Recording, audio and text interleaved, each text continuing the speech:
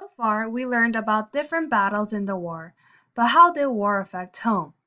Today, I will focus on three ways how war was like back home: women, economy, and social changes. First of all, let us focus on the women and their contribution to the war effort. Before the war began, there were two contrasting views of women and their place in society. In lower class, women were already working in farms to support their poor families. However, middle class considered a more typical image of women at the time, as they believed women were to stay at home and men were to work. The government was also supportive of these middle class ideals at first, as they encouraged women to stay at home to let more men stay or get employed. However, during the war, this typical image of women was destroyed. With the increase in industrial production, factories needed many workers. However, since most of the young men joined the military, there was a high demand for women to be factory workers. As factory workers, women entered war industries with roles that were considered unusual for them at the time. These roles included punch press operators, machine operators, drillers, and welders. As women took on unexpected roles in war industries, society, especially the middle class, changed their attitudes and views of women. The image of a woman was no longer the typical wife who stays at home to take care of children, but was now a strong woman working to take care of her families.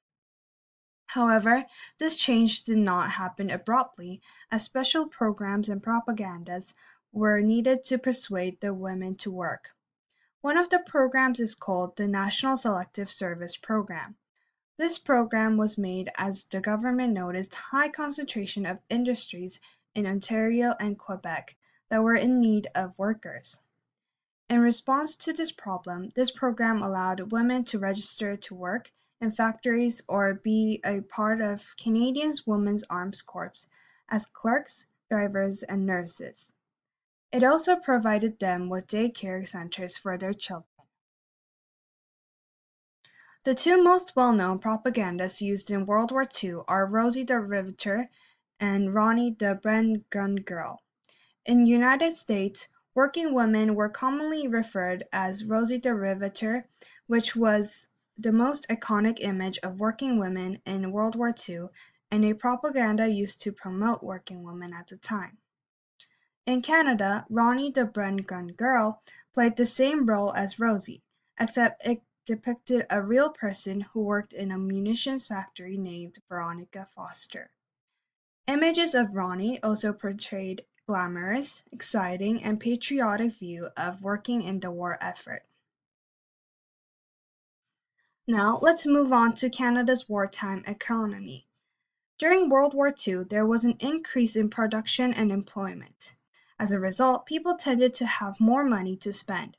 However, this money seemed useless as they could not spend as much money on products, because most of the goods were shipped to Britain. Prime Minister Mackenzie King and his government made few changes as they wanted to avoid soaring inflation and prevent debt.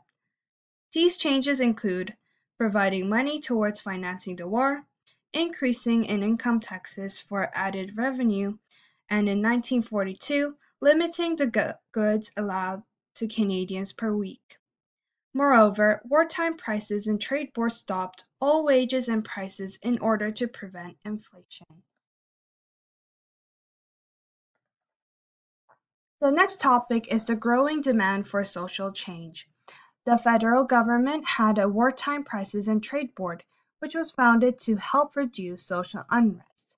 However, all they did was take over the wages to lessen the power of trade unions.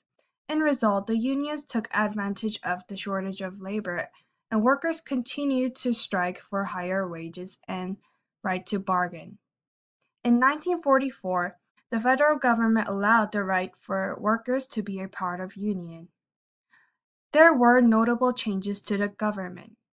The wartime government was very involved in the majority of aspects of Canada's time.